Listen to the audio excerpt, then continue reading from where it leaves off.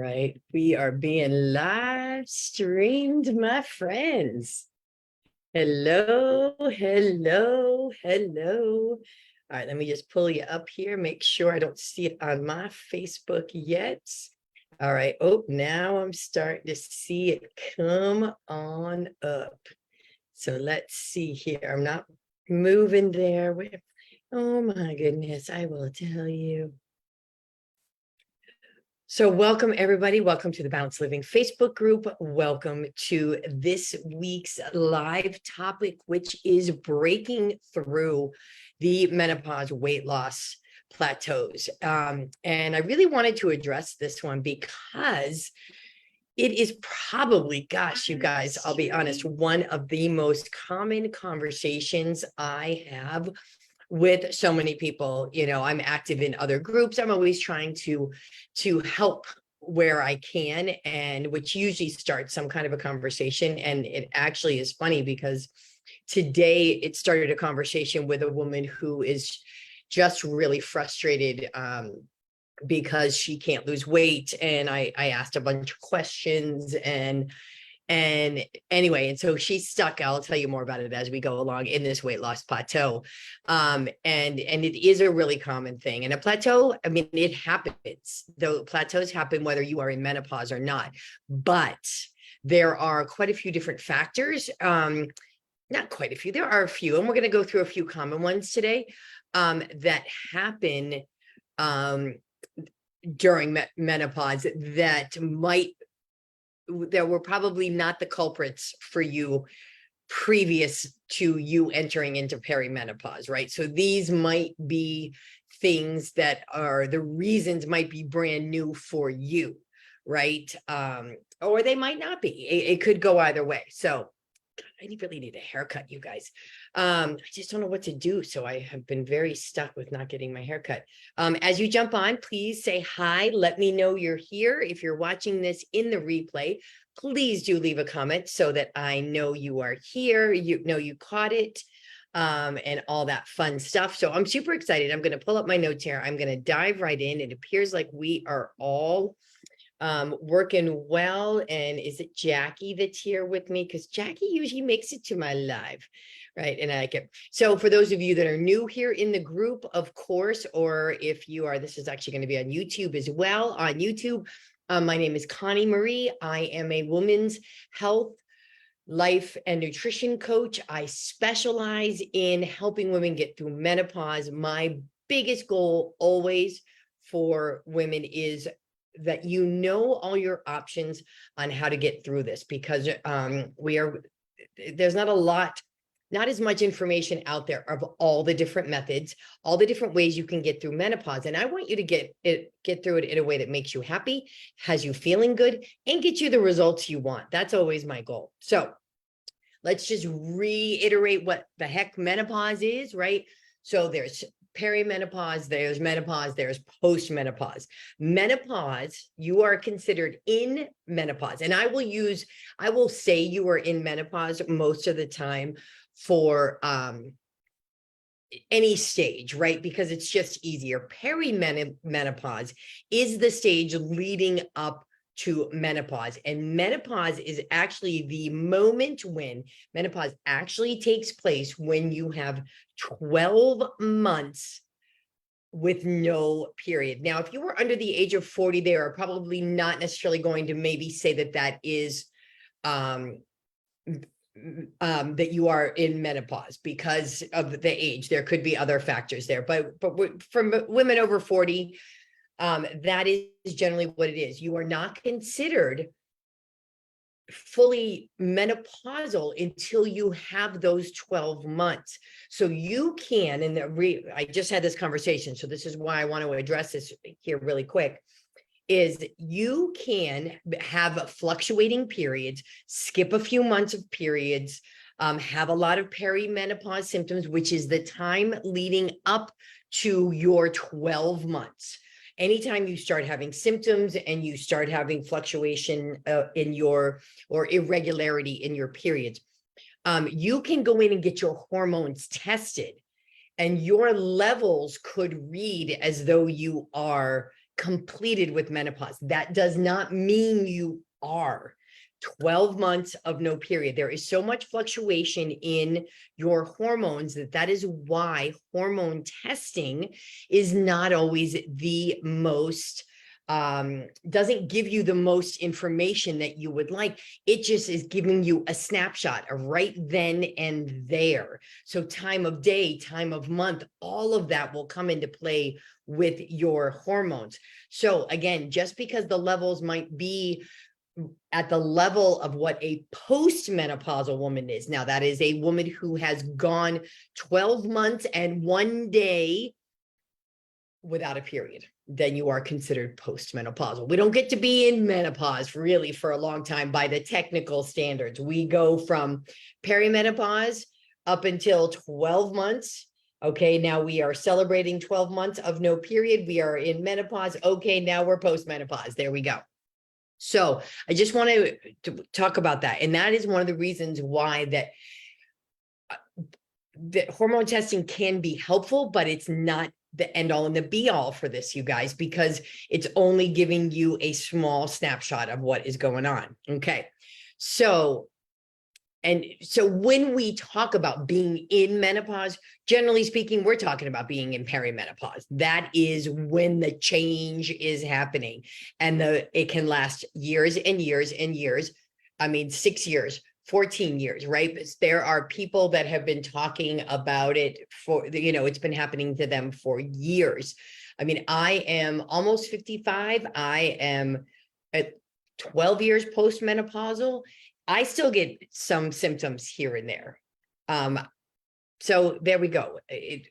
So it doesn't mean once you hit postmenopause, everything goes away then either. It just doesn't happen that way.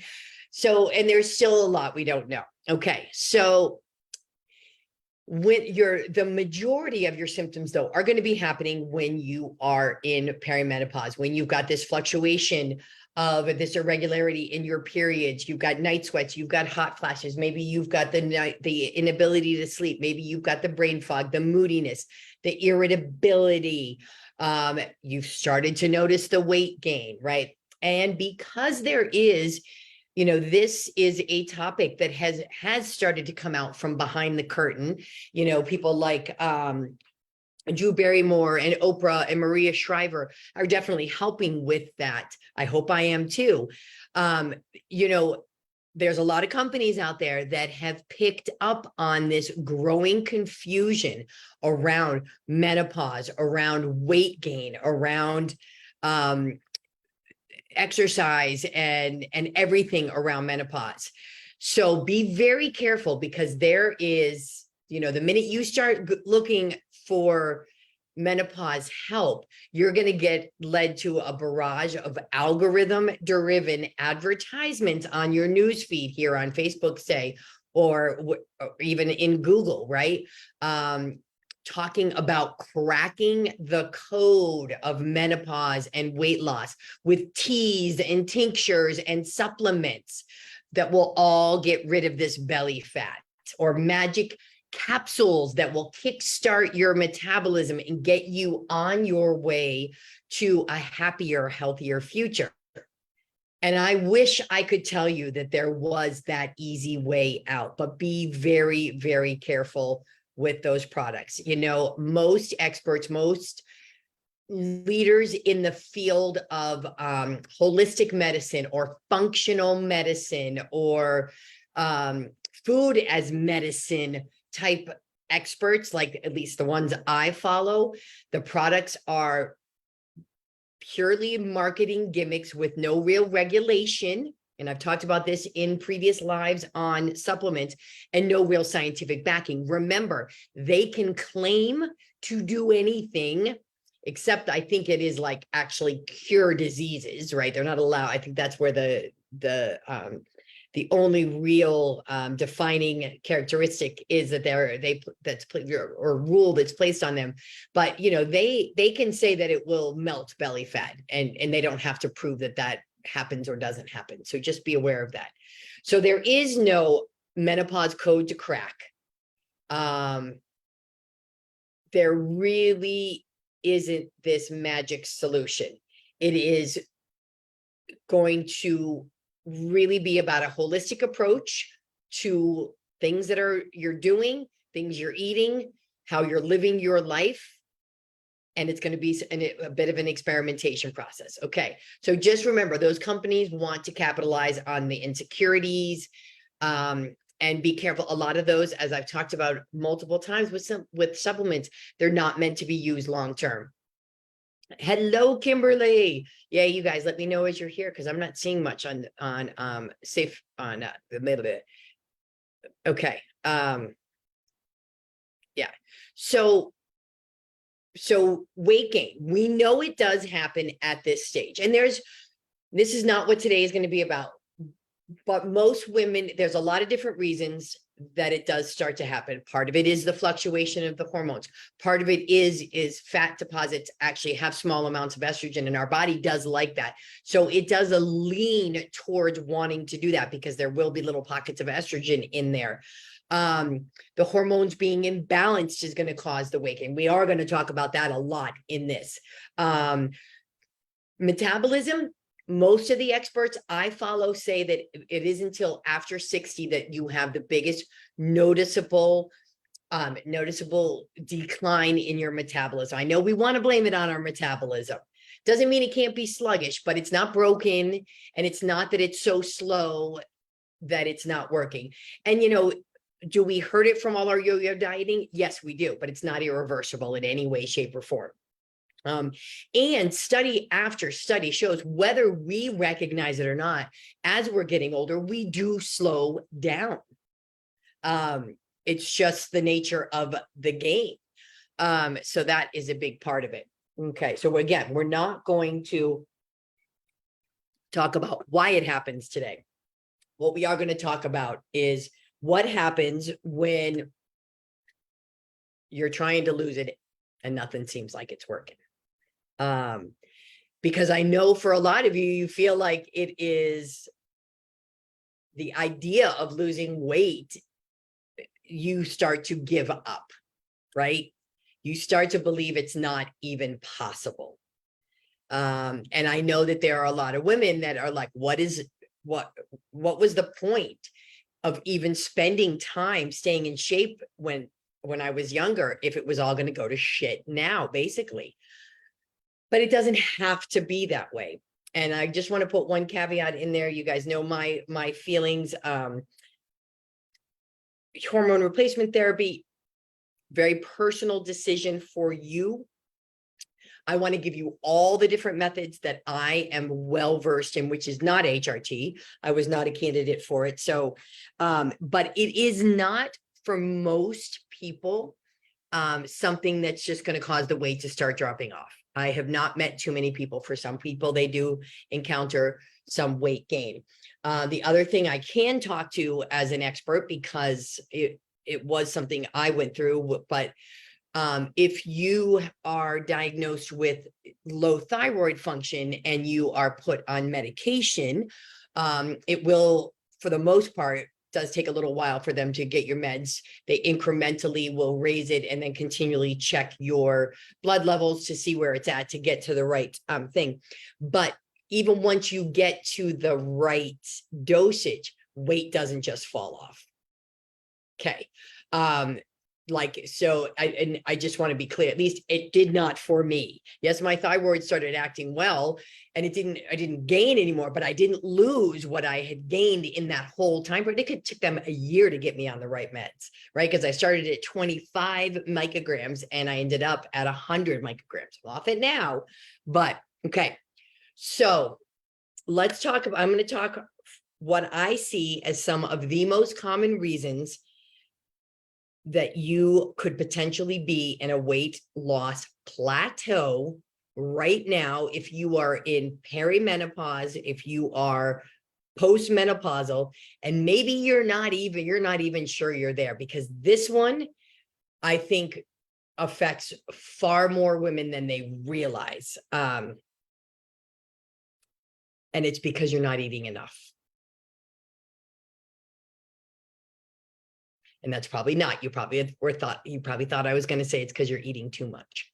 But if you are trying to lose weight which if you're in this group, if you're in my circle, most of the women I know are, odds are you're probably not eating too much. Now, we're going to talk about that as that is a reason. That is absolutely.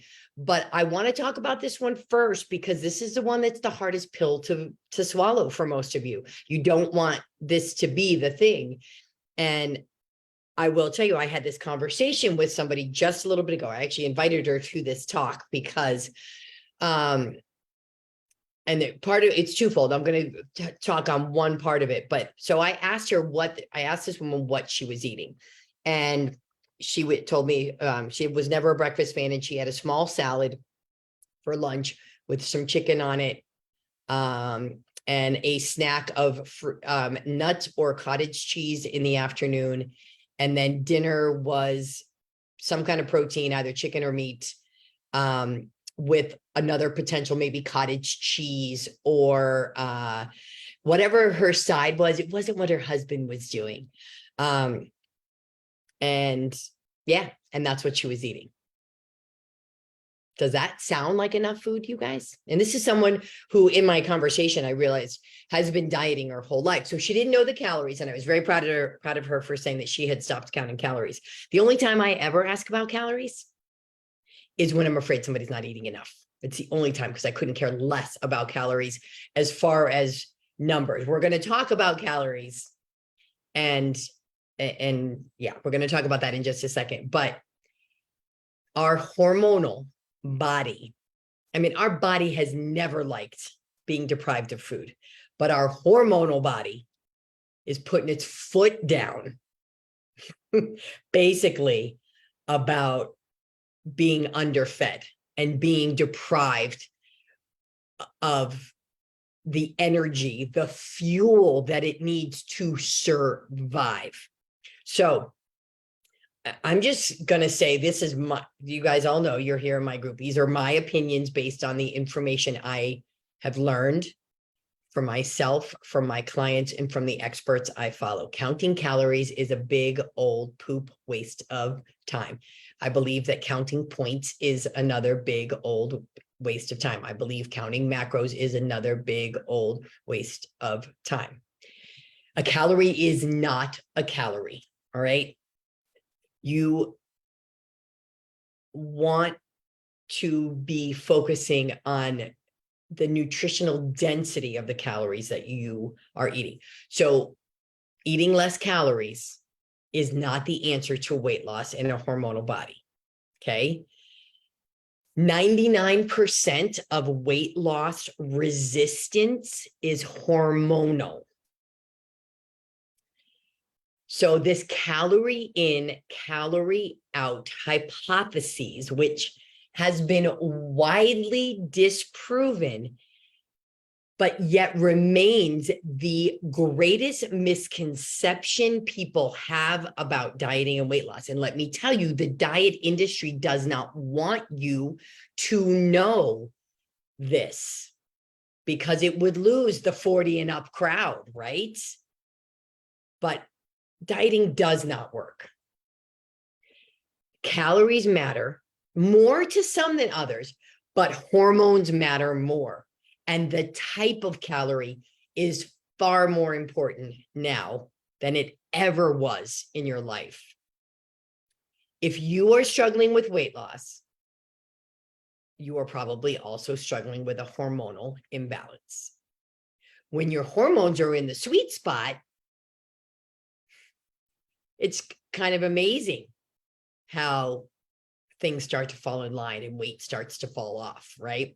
But hormones control how efficiently a calorie makes you fat, makes you gain weight, right? So, wait, I got that out of order. I did not mean to do that. So here's what you do, right? You're like, I need to lose weight. Nothing is working. I am going to cut my calories by 400, by 500. And here's what your body does. Now, your body used to have two main objectives in life: to help you reproduce and to keep you alive. Now, if you, depending upon where you're at in whether you're still ovulating or not, Your body might still have that, but it recognizes that's on the decline, right? And then it also, but all it has now is to keep you alive.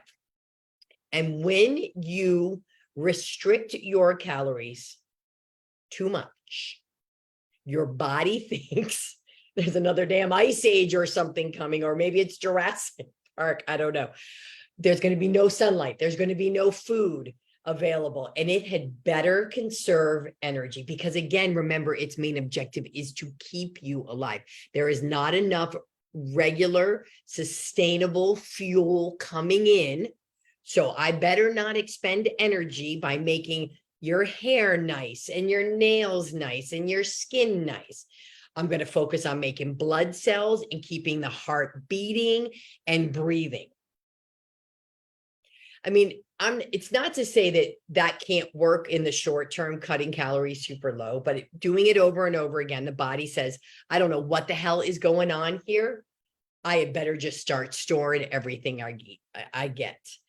So that's one aspect of the problem with reduction of calories. Here is number two. Number two is depriving your body of the fuel that it needs, which is food. It throws off one of the most common hormones to be off and create a hormonal imbalance in your body, which is cortisol. And again, when one is off, it disrupts the others. Your body makes cortisol in response to stress. And even without calorie restriction, ladies, most of us run around stressed too much of the time, and cortisol can be off from that. But depriving your body of the fuel it needs to survive, if you think about it like that, of course, that's going to create stress in your body. Your body only knows two reactions, right? Your autonomic nervous system has two branches to it, the sympathetic and the parasympathetic. Your sympathetic is your fight or flight. That is your stress response. Fight, flight, freeze or fawn is actually the full, that's the four now they talk about. That is your sympathetic nervous system. The other branch of it is your parasympathetic. And that is your rest and digest. So we really only have those two. So it's either one or the other. So if you're running around stressed, if you're depriving your body of food, good chance that your cortisol is going to be high. That in itself is going to cause a weight loss plateau. So just being stressed is number two reason for why you might be experiencing a weight loss plateau. When you have high or dysregulated cortisol levels, they deplete your happy brain chemicals like serotonin, which they rob you of sleep. They make you store fat, again, especially in the belly area. High cortisol is also linked to more sugar cravings. It's linked to more mood swings. So there's not much good about high levels of cortisol. Okay, now the root cause of cortisol imbalance is usually a dysregulated HPA, which is the hypothalamic pituitary adrenal axis. Now, usually we just talk about adrenals, but I thought I would give you a little bit more. So the HPA axis, it's the boss of all of your hormones, all of them. So when the HPA is off because your adrenals are pumping out all this darn cortisol, everything is a mess. And when your HPA is upregulated, you churn out too much, right? Then you get muffin top, and then you feel like you're constantly racing from task to task. You're wired, but yet you're tired. You're quick to get angry and irritable. And a lot of foods seem to cause rapid weight gain. Now, I want to just say something here, because this came up in the conversation I was having with that woman earlier too. I want you guys to remember that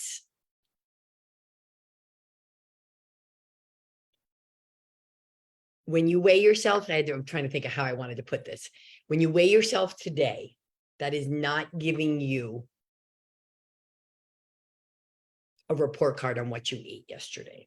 So if you weigh yourself today and you didn't gain any weight, you might be like, yeah, what I ate yesterday worked. But no, that's not how it works. Because we do not gain fat that quickly. Now, it does mean that you didn't retain any water. So maybe you didn't eat any foods high in sodium or, or high sugar foods that might have caused that. It does mean that. So if you did eat food yesterday and you did find a weight gain, that's not a report card from yesterday. I just want you to be aware of that. Because this woman said she ate a slice of pizza and she gained 4 pounds the next day. And it took days to get the weight back down. And that is not a result of that, eating that food. Now, it's a result. Let me take that back. It's a result of eating that pizza because of refined carbohydrates, excess sodium, excess saturated fats. Yeah. That was not 4 pounds of fat gain from eating that piece of pizza. So that's just what I want to say about that. Okay. So, so stress. So that is probably the biggest hormone that can cause you to be stuck in a weight loss plateau. And when we get down a little further, I'm going to talk about some reasons that you might forget cause you stress. Actually, you know what? I'm going to jump right into it here. So remember that stress does not mean just getting yelled at by your boss. Stress is the things you feed yourself, the things you deprive yourself of, the thoughts you have in your head, your schedule, your emotions, all of that can trigger the stress response, you guys. It's not just, worrying about money. Like when I ask people how stressed they are, they're like, oh, my life is pretty good, so I don't really have a reason to be stressed. You don't need reasons to be stressed. You can think thoughts and be stressed. And that does not diminish your stress just because it's coming from your own thoughts in your head or downplay somebody else's stress. We all have stressors from different ways. When you overthink a situation and just keep ruminating about it, that can create a stress response in your body. So you really have to be very aware of that. And again, with the fluctuation of hormones, everybody, our response, our sensitivity to stress is different. What we could push ourselves through in the past does not work the same. So just like not eating enough can create this stress in our body, depriving your body potentially of something like one of the macronutrients like carbohydrates could also stress your body out. Okay. It is our body's source, or preferred source of energy for both our brain and for our body. So for a lot of people, hello, Andy, for a lot of people, what might have worked in the past, say keto or just carb cycling or this low carb, like super low carb stuff, but it doesn't work anymore. And on that note, I want you to be really, really clear with yourself. Where do you draw the line when things are not working? Like if you're plateauing, if you had luck with keto in your 30s, but you're in your 40s and it's not working, I really encourage you to decide, I've got to do something different. Because this woman that I was mentioned to you now a couple times is still continuing to do it, even though it's not working. And this is just something we get caught up in doing. It might have, just because something worked in our 20s or in our 30s before the hormones were involved, if it's not working now, get real with yourself and say, why the hell am I banging my head up against the wall, doing the same thing, but expecting different results? Right. And she was telling me she tried this carb cycling. She tried to throw her body off by having this piece of pizza. Now, that's not what true carb cycling is. You factor it the way I've understood carb cycling. You factor in carbs, but they're good carbs, not a piece of pizza carb to get the true response. But there is a lot of talk of low carb as we're going through menopause. And I want you to be just really, really careful and really take where you're getting your information from, because not all carbs are bad. Yes, I'm not telling you to go out and eat mac and cheese carbs all the time. Those are the carbs we want to stay away from. But for many women, not for all, but for many women, the lack of good, healthy, complex carbs in the form of fruits and whole grains that we want to reduce and blame them for weight gain causes a stress response in our body. Our body likes those. And it will cause you to hold on to weight. It will cause the sleep problems. I already talked about the problems with stress. It will cause more sugar cravings. It will cause you to crave carbs because your body wants it. Okay. So I just want you to be really careful with taking low carb. And I, as much as I hate to say it, but I say it a lot, and I'm going to throw it out in there, is that a lot of the doctors are not very nutrition savvy. So they might say go low carb, but give you no direction. And that low carb in that respect is like, get off the refined ones, get away from the processed ones, get away from the ones in your desserts and all that kind of stuff. Okay, that makes sense. So, all right, we talked about 99% of weight loss resistance being about a hormonal imbalance. And I'm just catching you guys up because I know some of you guys just came in. So again, number one hormone that's usually off is cortisol. Now, again, we've still got this fluctuation of estrogen and progesterone. Not saying that, but I'm talking about the ones a little more responsible for why our weight loss plateaus happen. So now, just a couple of weeks ago, I talked about insulin resistance. Now, insulin is a fat storage hormone. Insulin resistance or insulin block means your cells can't absorb the extra blood glucose your body generates from the food you eat. When this happens, your liver converts the glucose into fat. Insulin resistance usually can cause weight gain and sugar addiction. If you missed that video, ask me and I'll get you the replay and we'll talk about how to get through insulin resistance, but it's a lot of the same stuff that we always talk about. Leptin is another one hormone that is off as we are going through the beautiful stages of menopause. High leptin. Leptin is our it's our satiation hormone. It tells us when we are full, right? It basically is what's released when your stomach talks to your brain and tells your brain it's full. Your brain leptin is what's reduced, but high leptin can cause weight gain and can cause more hunger. Leptin is nature's appetite suppressant. When you've had enough to eat, leptin signals to stop eating. When you're overweight, your fat cells can produce excess leptin. And when their hormonal imbalance is going on, there can be an unregulated release of this leptin, okay? When your brain gets bombarded with leptin signals, leptin levels keep rising, the receptors stop functioning, your body doesn't get the leptin signal, you don't feel full, you keep eating the wrong foods in a more compulsive way, right? And it keeps you gaining weight. And then, of course, we've got estrogen. We've already talked, like estrogen is one of the biggest ones, but estrogen dominance is when you have too much estrogen compared to with its counter hormone, progesterone, right? So having too much estrogen can cause a number of symptoms, including weight loss, resistance, moodiness, PMS, heavier periods. Okay, then it's your thyroid. Your thyroid acts as the gas pedal of your metabolism, managing how fast or how slow you burn calories. When your thyroid is sluggish, it can cause weight gain, fluid retention, hair loss, thinning, depression, constipation, among many other things. So these are the biggies that might be off, okay, that are adding to. So I thought I'd give you the details. I was just going to tell you that it was a hormonal imbalance.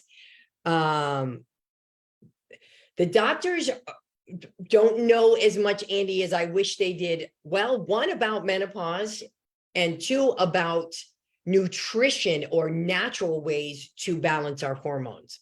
So how do we get them all balanced? It's honestly, Andy, it's the stuff I talk about all the time. It's eating the right foods.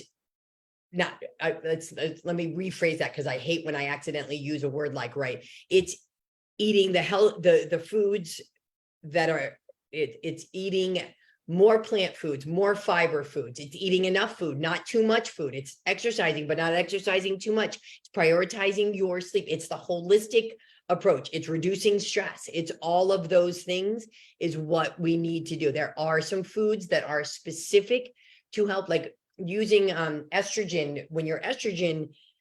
When estrogen is fluctuating through perimenopause and even through menopause before it's completely depleted, phytoestrogen foods like soy, for example, are amazing to eat, because not only do they mimic estrogen in your body because of the plant compounds in them which appear to your body like they are estrogen. They're not, so we're not putting a hormone in your body, but they also are hormone regulating, which is amazing. And a lot of plants actually do that as well. So if you don't have to know if you are estrogen dominant or not, but eating phytoestrogen foods can just help in general. So anyway, that's not what we're about, but feeding your body on a regular basis. So let's go back to these first two pretty much that we're talking about weight loss resistance comes from not eating enough food, and it comes from hormonal imbalance. So those are the first two that we're talking about, right? And the way to that is really getting back in touch with your body. We need to be feeding our body regularly with lots of fiber, with lean proteins, with good complex carbs, to get our hormones to calm down, to get our metabolism working properly. Skipping meals, you guys, is not the way to do that. That's why I don't think that intermittent fasting works for everybody. For some women, it might. It will really depend on your hormones, but I think that's why it backfires for so many, because again, the lack of food coming in your body's mind is going to create the stress response. Excess cortisol, hormonal imbalance, boop, mess. Extreme dieting, also not eating enough, is going to reduce your muscle mass, means you burn less fat. So if you don't work at building that muscle back up, you're not going to be actually burning as much NEAT calories, which is your at-rest ones. We need all of that to keep things moving in the way that they should, right? That is something that happens. Now, another reason, number 3, is sleep. Lack of sleep is going to cause you to gain weight, and it's also going to cause you to, or at least stall out and not lose any weight. And I get it. I know this can be a hard one during perimenopause, because getting a good night's rest can be affected by the hormones. It can be affected by what's going on. Maybe you're getting hot flashes or night sweats, or maybe you're getting insomnia. So what causes all those? Now, again, I don't want to get too far off track, because guys know I can talk about this forever, but what's going to make all that worse is the balance of your hormones. So if your cortisol levels are too high at nighttime, it's going to make it really hard for you to fall asleep, right? If you, your night sweats and your hot flashes, again, phytoestrogen foods can help a lot with that. Learning how to manage your own mind. So if you do wake up in the middle of the night and being able to go back to sleep, that's going to come into play there. See, this is why I always go too long, because I go way off top. But when you are in sleep deficit, when you are in sleep debt, you guys, right, you tend to eat more calories, eat more unhealthy foods, burn fewer calories. Your energy expenditure is lower after a short night's sleep. You store more body fat, especially belly fat. You have less energy, so you're probably going to exercise less. So that is huge in stopping you from losing any weight, right? Okay. So interrupted sleep causes a significant reduction in the rate of fat utilization. And this drop in how women's body use fat can be, how you use fat can be seen when you have lower estrogen levels. All right. So medications. Many women turn to medication during this time period. And things like antidepressants to treat low mood can cause weight gain. For some women, HRT does cause weight gain. It might solve the issues with the low estrogen and progesterone, but that might be a side effect, right? Okay, then there's your emotional factors, you guys. We always think that there are just physical aspects of weight loss resistance, like diet and exercise, but yet the emotional, the mental, the social, and the spiritual factors sometimes for some people can be even more important, right? Because hormones affect all of these. Okay. So emotional back talk, right? Are the thoughts and the feelings that derail you sometimes from eating your best food possible, from making wise choices, from being reactive, from being triggered emotionally, which creates the stress response in your body, might have you doing a lot of emotional eating, trying to find ways to change how you're feeling inside with food. It's a very common thing that we do. We do it with food, we do it with alcohol, right? We do it with binge watching TV. We do it with shopping. We do it with all of these things. It's all buffering. It's anytime we try to use something external to make us feel better inside. And yes, can that back talk trigger lots of different physical responses and that beat down, or you decide to allow yourself to have something fun, food, blah, blah, blah. And then you react with shame and judgment, right? And you give yourself that mental back talk. That negative back talk, all of this has an effect. Everything, your body feels everything in your body, your thoughts, your everything. Okay. The drill sergeant approach of restricted eating and harsh exercise can escalate your hormonal issues. A daily battle with the bathroom scale can cause shame, can cause judgment, can cause suffering, right? And all of that can trigger the stress response. And again, one hormone is off, ladies, everything is off. Okay. So I think you're getting my point. So what do we need to do? We got to keep the sleep debt low. We got to stay in sleep. Sleep is hugely important for weight loss, right? So setting regular bedtimes, sleeping in, setting a nighttime routine, having good sleep hygiene routines, right? They help you fall asleep faster.